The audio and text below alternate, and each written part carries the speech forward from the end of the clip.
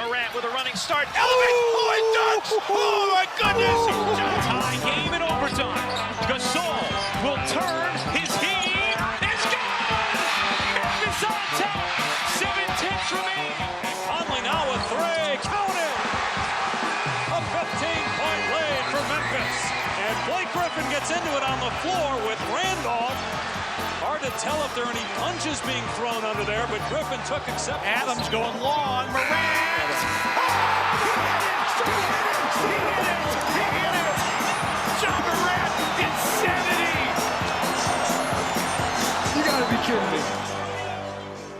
Welcome to Grits and Grinds, a Memphis Grizzlies podcast. Grizzlies win edition. My name is Keith Parrish. The Grizzlies won their second straight Summer League game.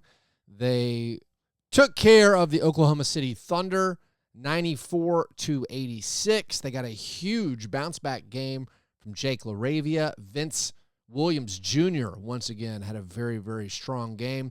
Kenneth Lofton Jr. did some things in the fourth quarter to help put the basketball game away, and they take down a Thunder team that had some legitimate NBA talent. They faced off against Chet Holmgren, against Trey Mann, against Jalen Williams the big. Now, Jalen Williams the wing, who's amazing, did not play after playing in the Thunder's first Summer League game. So, on this episode, we'll talk about that game. That won't take me very long.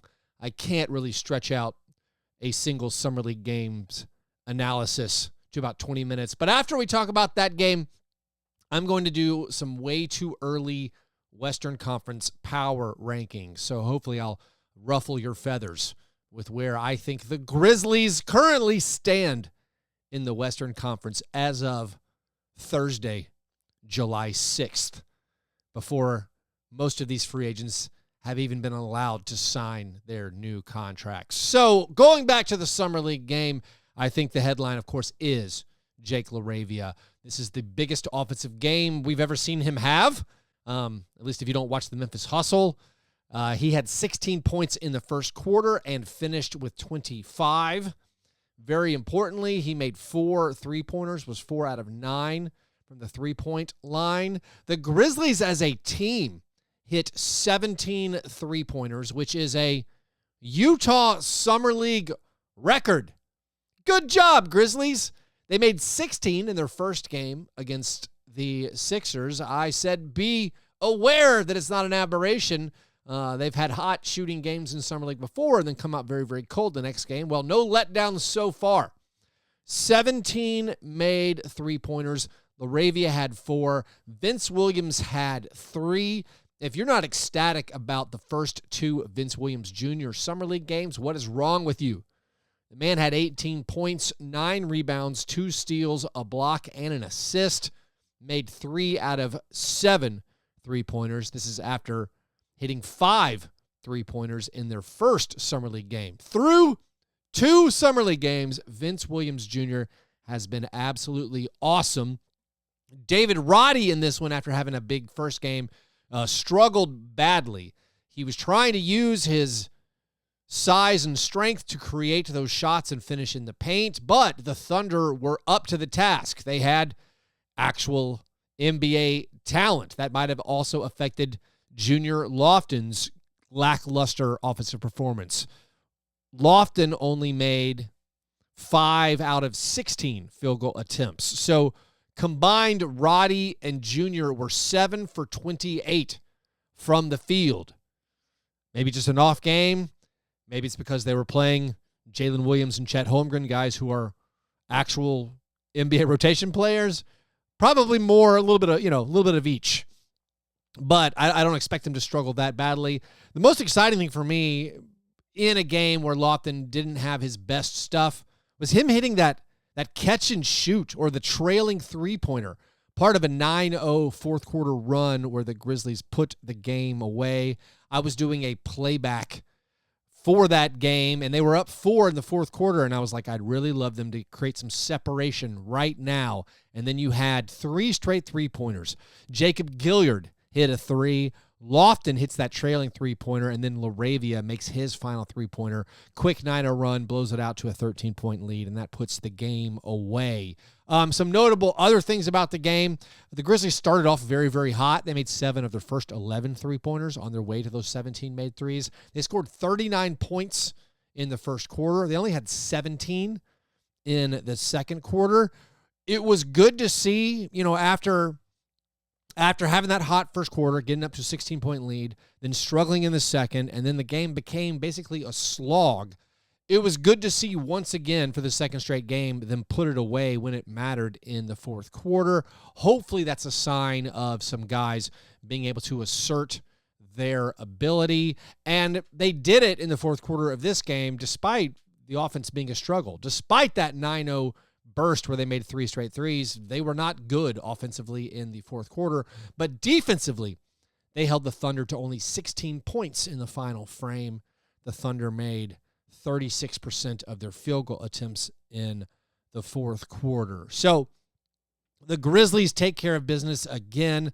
They play back-to-back on Thursday night against the Jazz. I would expect the main guys to rest. I don't think they're going to play Roddy and Lofton and Vince Williams Jr.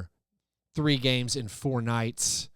I do think it might be a chance for Gigi Jackson to get some more run. Gigi Jackson was part of that 3-point barrage, made 2 out of 3 3-pointers, so he's made a 3 in each of his first 2 Summer League games. Thought the handle looked a little loose in this one. It seemed like a raw project, but of course he barely played. He played like 10 minutes, so not a lot of sample size for us to assess how he was playing. Jacob Gilyard. I should have mentioned Jacob Gilyard maybe a little bit earlier. Jacob Gilyard had a big game. He recorded what I think is a Utah Summer League record, 7 steals in this game. He got 3 steals in the first game against the Sixers, now picks up 7 more. I know it's not an overall Summer League record. It's hard to find Summer League stats, but I do know Donovan Mitchell got 8 steals in a game once at the Las Vegas Summer League. I know it because I was there and remember it well. It was against the Grizzlies and Wade Baldwin. But still, 7 steals for Jacob Gilyard is incredible. Also, 3 made threes. I keep emphasizing if Gilyard is going to hang on to that two-way spot, I would think one skill he needs to show is the ability to make those 3-pointers. Now, Gilyard got torched a lot by Trey Mann in this game. Trey Mann was awesome for the Thunder. He scored 28 points. No one on the Grizzlies could stop him. But Gilyard, at the very least, making threes, picking up those steals, also racked up 7 assists.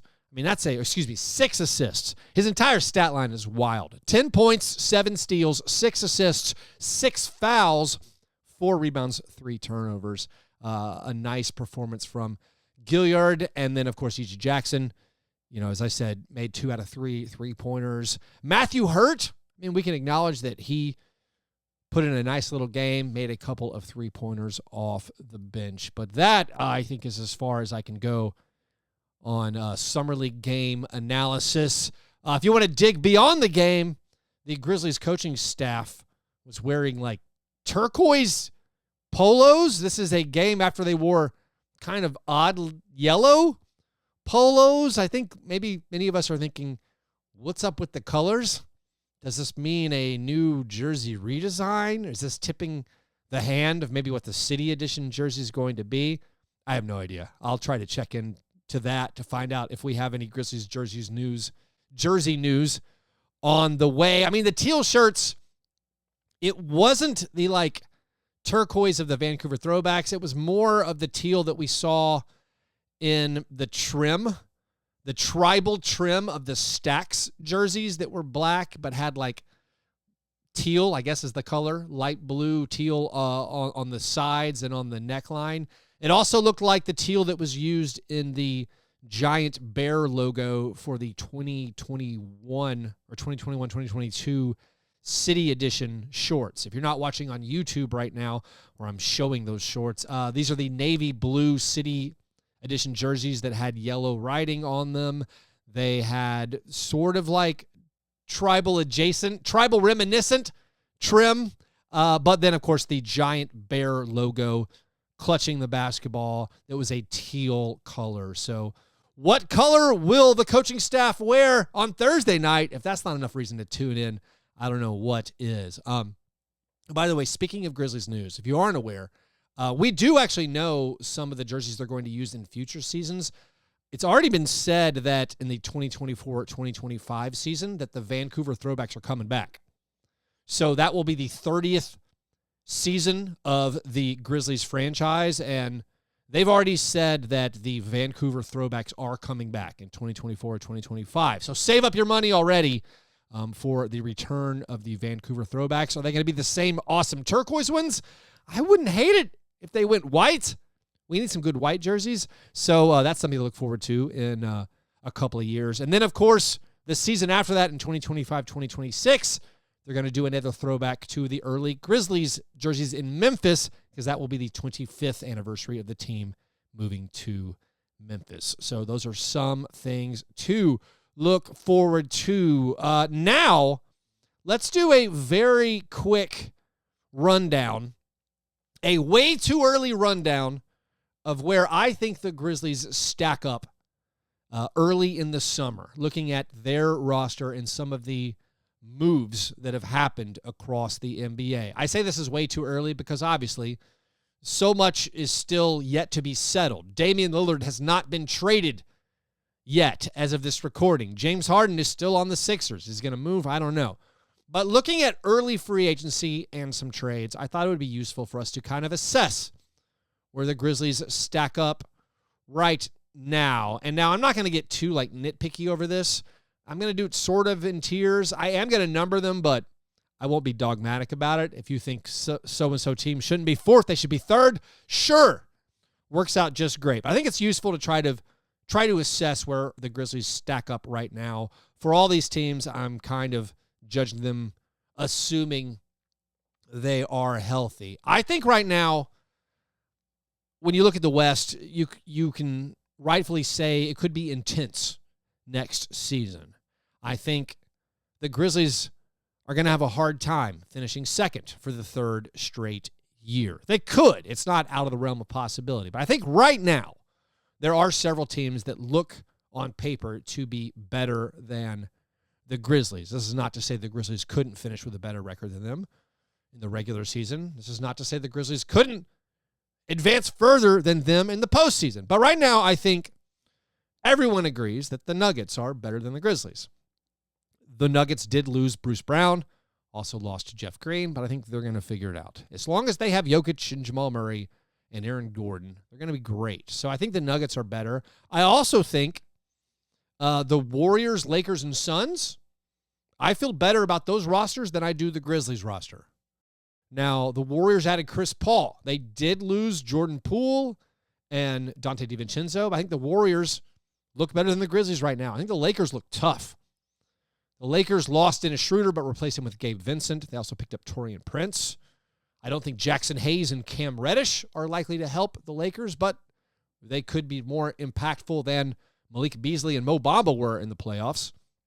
So I think the Lakers right now look to be, if healthy, a stronger team than the Grizzlies. And then the Suns, of course, they have Bradley Beal. They did a great job fleshing out their bench. I am low-key furious. They got to keep Josh Okogie, a guy I wanted on the Grizzlies. They kept Josh Okogie on the minimum. They got Eric Gordon, a guy I would have been fine with the Grizzlies getting. They got Eric Gordon on the minimum. They did a good job, I think, fleshing out their bench with the constraints they had. So right now, I do think consensus is going to be, of course, Memphis fans are going to differ, but national NBA writers and analysts and podcasters, I think most everybody's going to say right now, the Nuggets, the Warriors, the Lakers, and the Suns look to be stronger teams than the Grizzlies are. I would put the Grizzlies probably fifth right now. I think the Grizzlies are next. The Grizzlies, the question marks we're going to have, and I'm warning you, don't be too upset when you see national analysts picking the Grizzlies to finish seventh in the West. You can say they always underrate us. That's true. They do. But with a combination of a bunch of other Western Conference teams getting better and with the Grizzlies, having to endure 25 games of no John Morant and also Tyus Jones, I don't think it's unfair for people to doubt the Grizzlies. Right now, I feel pretty good about the Grizzlies when fully healthy. Like if Steven Adams is healthy, that's another question mark. We're going to get docked when other people are ranking Western Conference teams. But when fully healthy, I think the Grizzlies are, basically a top 4 team in the West. If healthy, though, is a big question mark. And what's happening with Ja Morant, a big question mark. So because of that, I think other people are going to rank the Grizzlies lower. I have them right about 5th, and I have them in a group of teams where I'm not going to be surprised if any of these teams finish with like anywhere from 40 to 55 wins. They all have some strong points in their favor to be optimistic. They all have some question marks. But like I would include, along with the Grizzlies, I'd include the Kings in this list of teams. The Kings were 3rd last year and brought back everyone. And, they had some unbelievable injury luck last year. And so I would expect them to take a tiny step back because it won't be that good. But what if they have even better chemistry with another year of Sabonis there, with another year of Mike Brown teaching them defense?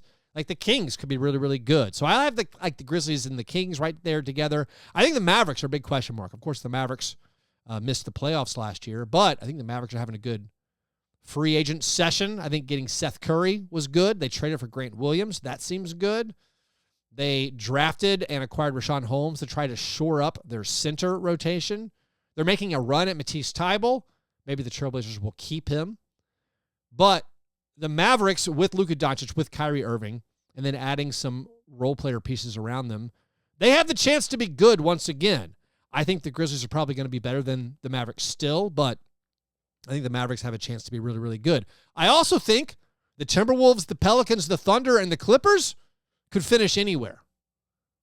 I think the Pelicans, if Zion's healthy, again, giant if, like the Pelicans have so much talent. The Pelicans were in first place in the West midway through December last year before, losing Zion. And they struggled with Brandon Ingram having injury problems all season. The Pelicans could be really, really good. The Timberwolves, they won 42 games last year. They missed Cat for most of the season. Anthony Edwards could get awesome. He could take a leap. Jaden McDaniels could take a leap. Like, Edwards and McDaniels are probably going to be much better this season, and they have another year of getting used to the Twin Towers thing. I think it's possible the Timberwolves are really, really good. Now, I'd be a little bit surprised if Timberwolves finish top 4. I think the Grizzlies' ceiling is much higher than the Timberwolves' ceiling, but the Timberwolves, they're no joke. I think they could have a good season. The Clippers, all right, maybe they're past their prime, but they still have a lot of good players. And they still have the ability to make a big swing. They could bring in James Harden. Might not cost them that much. So, I still kind of fear the Clippers. So I have the Grizzlies 5th, and then the next group of teams altogether, it's basically the Kings, the Clippers, the Mavericks, the Timberwolves, the Pelicans, and the Thunder. Those teams can finish anywhere. Then you have the Jazz. I think the Jazz are a tier beneath everybody else, but the Jazz were very competitive last year before they chose to shut it down and not chase the play-in. They picked up John Collins. They added a top 10 pick in Taylor Hendricks. Maybe the Jazz will be pretty solid. I don't expect them to compete with the other teams I've mentioned. Also the Thunder. I didn't really give the Thunder any recognition. The Thunder, big question mark. They don't seem to be going for it quite yet. But again, they won 42 games, or they won 40 games last year. They made the play-in. They have Shea, who's incredible. Josh Giddey should get better. Jalen Williams, the wing, was amazing last year. What if he gets much better? They're adding Chet Holmgren into the mix. They could be quite good. I don't expect them to be home court advantage good, but I assume they will be in a mix for a playoff spot all year. And with the Grizzlies, if they deal with any amount of injury, if they don't get the second consecutive fully healthy season from Jaren Jackson Jr., they're going to be a tough team to deal with. Now, the final teams I haven't mentioned, I think maybe they're going to be bad, but honestly, I don't know. The Grizzlies right now on paper, they're definitely expected to be better than the Jazz, like I said, and then the Rockets, the Blazers, and the Spurs. Rockets, Blazers, and Spurs probably going to be picked by most people to be 13th through 15th in the conference. But frankly, I think we have to admit that we don't know that much about what these teams are going to look like. The Rockets adding Fred VanVleet, a new coach in Ime Udoka. Our friend Dylan Brooks going there. They got Amin Thompson. Maybe those guys are the perfect fit to transform all the young talent into a competitive team. The Spurs tanked out, got Wembanyama. What if Wembanyama transform San Antonio overnight just by showing up? What if he adds 10 or 15 wins just by being there, like some other number one overall picks have done before, like Dwight Howard or Yao Ming or LeBron or Alonzo Mourning? Like, what if all of a sudden the Spurs are like a high 30s win level team? What if they're even better than that? The Trailblazers. The Trailblazers are probably going to tank it out super hard once they trade Damian Lillard. But what if Scoot Henderson is just transformational? I mean, think back to John Morant's rookie year. The Grizzlies were picked by everybody to be last in the Western Conference, yet Ja made them immediately competitive. When the COVID shutdown happened, the Grizzlies were in 8th in the West. What if Scoot, along with Shaedon Sharpe, along with Anthony Simons, along with whatever they get back in a Dame Lillard trade, along with Jeremy Grant, what if they're reasonably competitive? I'm not betting on it. I mean, frankly, I think I'm going to pick the Trailblazers to finish 15th. But I am going to acknowledge I don't know what's going to happen. And I think without a clear cut, like, this team is going to be horrible, it's hard to say, like, all right, they're definitely finishing last. Like, even the Rockets, I think on paper, with all their young guys and just unproven players, you're like, all right, they could stink.